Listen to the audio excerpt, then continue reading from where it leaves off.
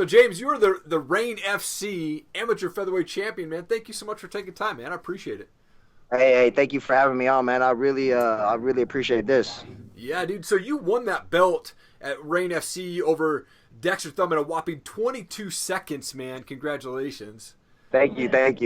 I mean, I trained for 5 rounds, but what are you gonna do, right? Right. When the blow was in the water, the killing moment came. I took my opportunity. So, but yeah, no, I was training for a really tough opponent. I'm sure Dexter was really tough. He didn't make weight before the fight, but I made weight, so it was all up to me to do what I came in to do. So I'm glad it went the way it did. It would have been a shame for me to lose and no one get the title, but I did exactly what I came to do, and I got what I came to get. So come on, man. How quickly into that fight did you know that you had rocked him and it was going to be over very quickly? Well, so the description of what happened doesn't really tell, actually, because they said I dropped him with the kick to the body. That's not what happened. I kicked him in the body, and as I'm pulling the kick back, I dropped the right hand in on him.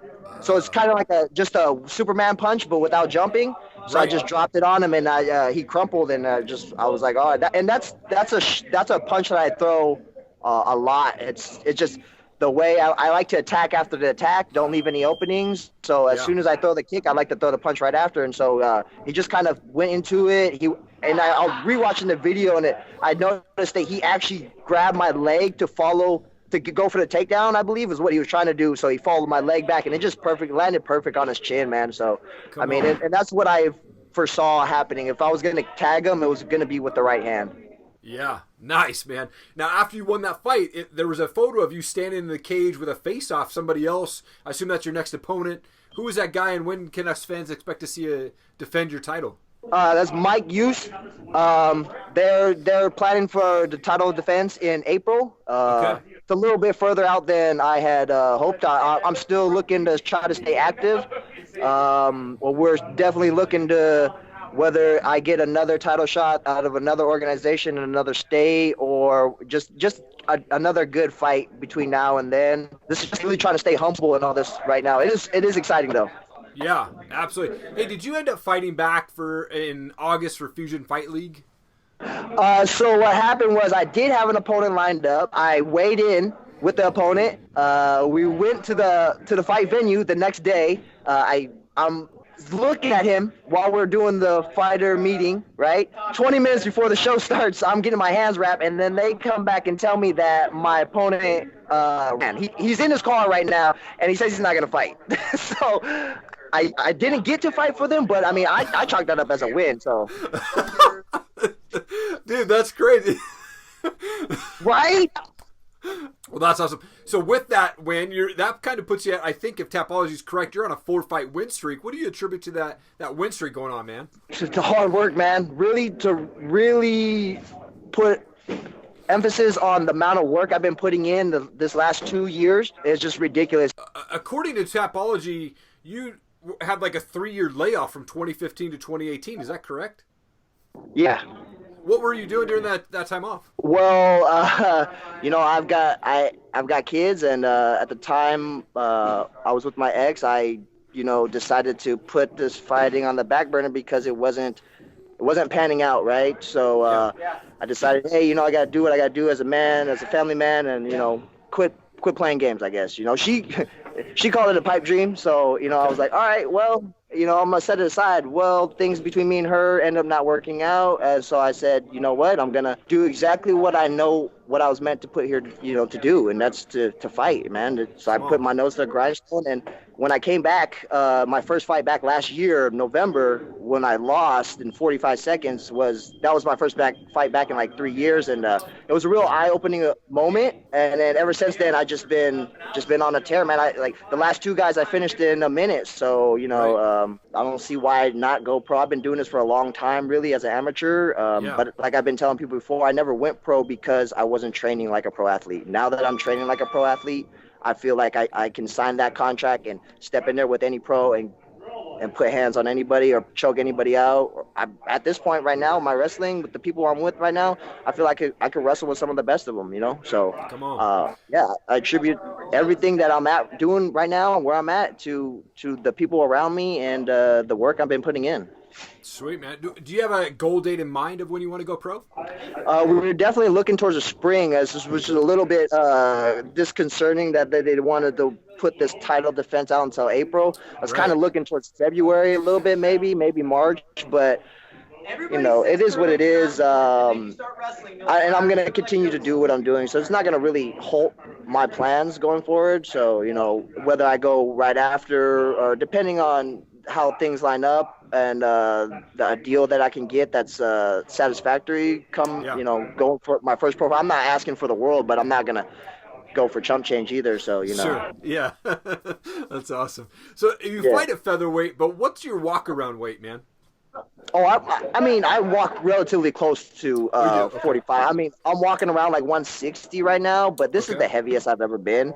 I've always, in fact, these last 3 fights is the first time I've actually had to cut down to featherweight. I've always mostly walked around 45. Always fought at my own weight, the weight I walked around at. But now that, like I said, now that I've been training, I put on a little bit of muscle, and we're finding that I can build up and cut down. That was also part of my training too, is figuring out how to cut weight and all that stuff. You know, I'm getting really good at it. I made weight right underweight and on time, and and it's just amazing to me the mindset that I've had going forward over the last 2 years, everything that happened. So I mean, I'm sitting here talking to you about my career moving forward. It's crazy. This is cool. Yeah, for sure, man. Absolutely. Now, how soon before a fight do you start that weight cut process? Oh, so for me, for the most part, I always believe in just staying in the fighting shape. Gotcha. I never try to stay too far away from 45. So, I mean, right now, I'm like 2 weeks, like a week and a half from my last fight. So I'm a little bit heavier, but I usually try to stay around 55.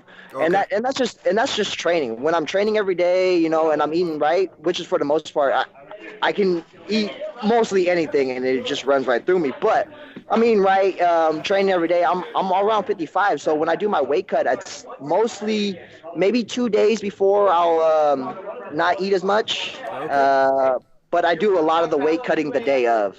Gotcha. Okay. And usually like 3 hours before the cut. So I'm not dehydrated. So I'm dehydrated for the least amount of time possible. Sure. Absolutely.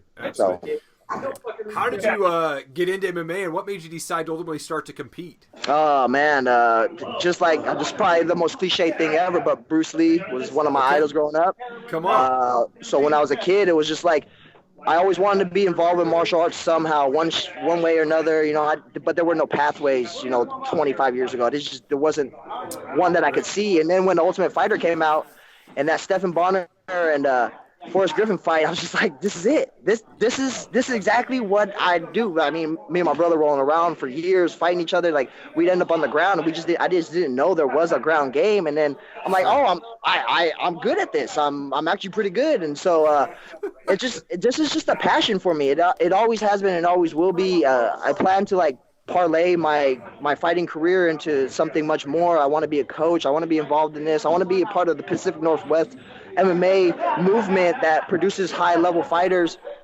And but to do that, I gotta show the people that I want to teach, or the people that want to learn from me, that I've walked through the gates of hell as well. I've been through this path. I've won. I've lost. I've cut the weight. I've done all these things. Just so that they can have the belief in me that I have in the people that I'm learning from right now. Yeah. Man, that's awesome. What a cool story. And I assume that's probably how you got the nickname The Dragon? Yeah, for the most part. I've had nicknames throughout the years. Okay. My first nickname was the Python, just because of my mobility on the ground and how I wrap people up. And then, you get some stupid nicknames every once in a while. They call me Tickle Me Pollard for a little bit, just because. Yeah, one of those things, you're at rules meetings and it's like your 17th rule meeting. And you're like, hey, what happens if you tickle somebody in a fight? So yeah, they just stuff like that. But yeah, so I'm really trying to embody the nickname of the Dragon. I always feel like if you have a nickname, it's something that should represent you, and you should try to represent that as well in one way, shape, or another. So yeah, just yeah. Awesome, man. Well, I wanted to transition to a couple fun questions there. When you are weight training, when you're training for fights, do you have a favorite cheat meal that you go to? I don't know if I call it. If you talk to my coaches, I cheat meal every day. Like all I'm doing, I got a big old thing of cinnamon buns in the car right now. My coach is just laughing at me. So for me, like, if anybody's listening to this, you should not follow my diet plan.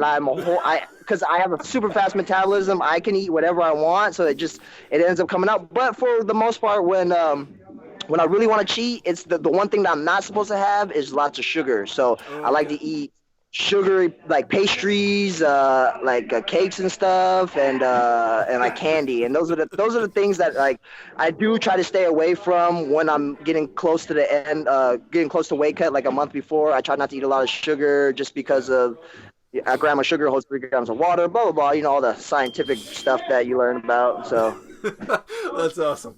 Well, if it happens, McGregor and Cowboy, they're trying to get these guys to fight in January. Who wins that fight, man? It depends on the kind of McGregor that shows up. And it depends on the kind of Cowboy that comes out to fight, too. Is it going to be the Cowboy who, when the lights shine, I mean, I love Cowboy. Yeah. But when the light shines, for some reason, he seems to falter. Right. I don't know if that's going to be the same. And Connor's a hard hitter. He's a hard hitter, and Cowboys have shown if he stands and strike with people, he tends to lose that battle. Now, if Cowboy does what he does, uses legs, uses reach, and maybe takes it to the ground, I don't know, man. I love them both. I'm going to go Connor, though. I'm going to go Connor by TKO in the second round. Come on. That's awesome. Oh, that's awesome. Last question for you. I'm a music guy. What's your favorite type of music that you like to listen to, or do you have a favorite band that you like? I'm definitely a hip-hop kind of guy. I listen to a lot of J. Cole, a lot of Kendrick Lamar. But, yeah, growing up in the Bay Area as a kid, I listened to a lot of rap, a lot of hip-hop. So, yeah. Awesome. Definitely a lot of rap. Cool, man. Well, I wanted to give you an opportunity now to just give a shout-out to coaches, teammates, sponsors, anybody that you want, man. The camera's all yours, brother. All right, yeah. I'd like to thank Jesse Atkins for my MMA, Ben for my striking. I'd like to thank Esmo for my jits. I'd like to thank Hybrid and Marcelo Alonso for allowing me to be a part of their team. Raw Athletics, Taylor Neal, thank you, brother. Thank you, Flip. Thank you, man. Everybody, all my fans, new and old, and all my haters. Thank you so much. Love you guys. Come on, man. That was great, dude. That was great. Dude, thank you so much, man. It's been an honor to talk to you. I'm excited to see you go pro and continue on this streak of knocking people out and winning in the first round, man. Come on, dude. That's awesome. That's what I aim to do that, man. I appreciate you having me on your show, man. I've been watching and seeing you, and the movement that you do for the Pacific Northwest is awesome. I just want to be a part of that as well. So I'm so happy that you have me on, and I can't wait to do this together with you, man. Come on, man. Appreciate I love it, dude. Yeah, absolutely. So thank you so much for hanging around. Really appreciate it. If you'd like to see more videos from Top Rated MMA and the Bearded Biz Show, please click the playlist and also hit subscribe to our channel. Become part of the Top Rated MMA and Bearded Biz community. We would really appreciate your support. Also, please leave a comment below. I will read and respond to all of them. Thank you so much. Have an awesome day.